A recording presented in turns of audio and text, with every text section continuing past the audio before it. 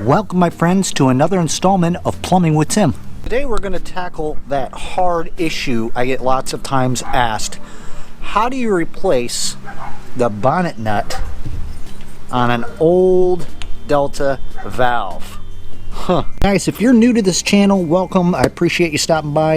If you want to learn all kinds of new cool things when it comes to plumbing, make sure to give me a thumbs up, share it with a friend, and don't forget to subscribe so you can keep up with all the good stuff.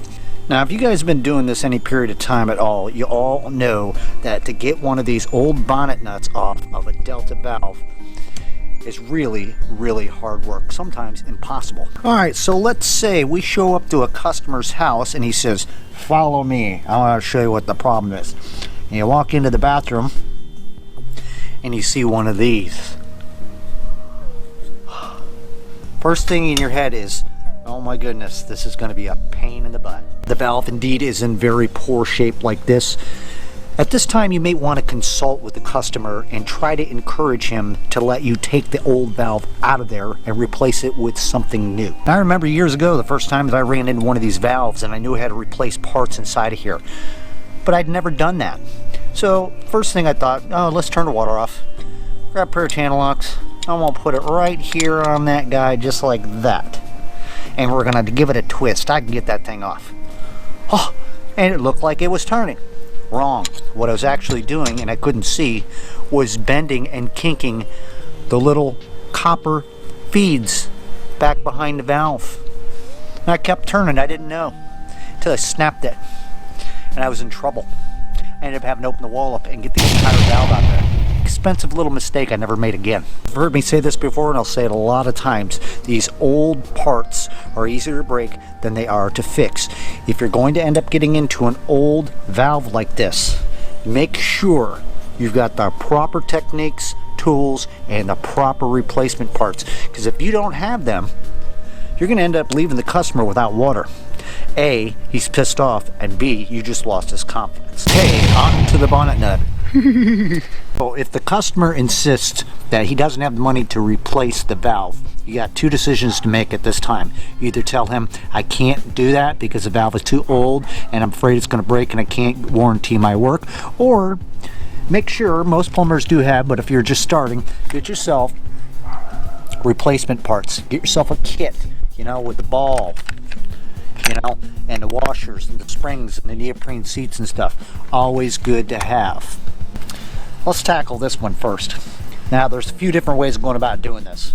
Some of the guys out there will say, you know, get yourself a saw, you know, and try to cut that bonnet nut off there. Put some slices in there until you get it to turn.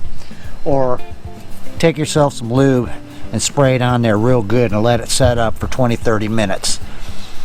My best bet when it comes to these type of bonnet nuts, now remember, I have the replacement parts here because we know we're going to ruin this, but it's got to come off.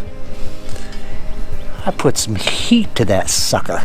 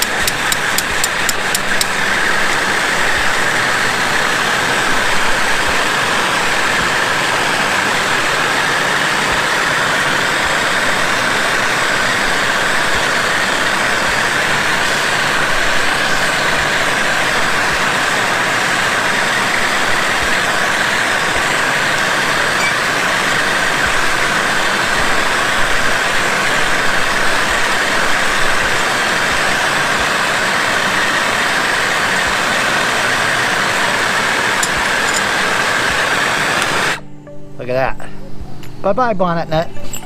We burnt that sucker off there. No worries though, because we got replacement parts. I'm sure I'm going to catch some crap some people about, oh man, you can't heat them things up. You're going to end up ruining a solder joint or something like that. I say, work smart, not hard. All right. Now that we have that whole deal out of there, you can see those little copper supplies that are in there that people always end up twisting and breaking, as I did at one time. So as soon as we get this interior out, I'll let you look and see what we have to do to put new parts back in there. All right, so we saved the newer one for last. On these particular ones, I usually generally try to pre-soak them with some sort of a penetrating oil or lube and put it on there and walk away for about 15-20 minutes, and then generally speaking about 85% of the time you can get yourself a pair of channel locks, get them on there, and you can back that thing out. In this case, if that doesn't work, you can go to the old saw, cut yourself some notches in the top, about 2 or 3 different areas, and see if that breaks it loose. But be very careful that you don't damage the threads holding that on. If that doesn't work, or you don't have a small saw, you can always resort to an angle grinder. See that? But you got to be careful. You can get that on there, and maybe just put a couple notches in your bonnet nut. And at that time, you could probably take yourself a flathead screwdriver, put it in one of those notches that you made, and tap the thing out. But in this case, we're going to try with some penetrating oil and channel locks.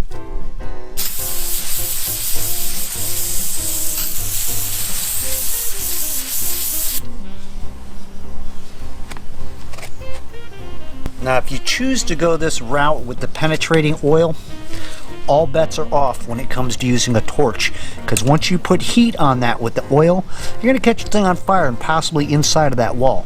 So this is the way I decided to do it instead of try to cut it. Let's give it a try with some channel locks.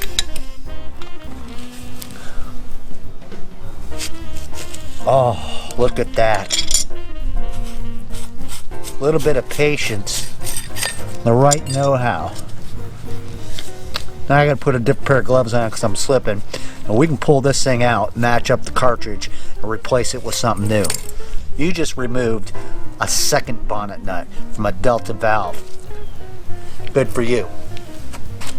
Oh yeah, a little bit of bonus footage about these newer Delta tub shower valve cartridges.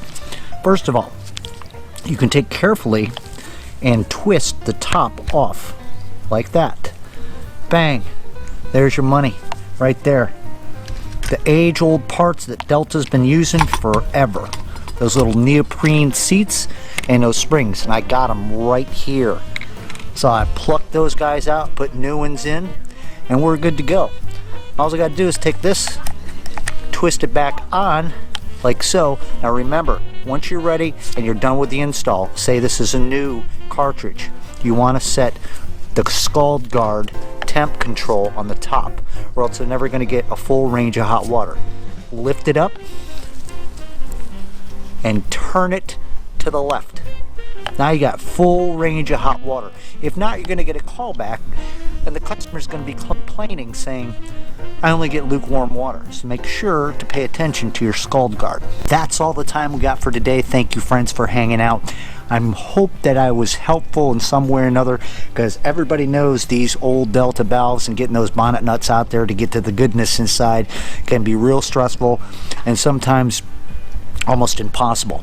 But if you take your time, safety first, and you know what you're doing and you have the proper parts to replace them, success will go up greatly. Thank you so much for hanging out. Don't forget to subscribe and share this with a friend. Until next time, this has been Plumbing with Tim. Keep plumbing.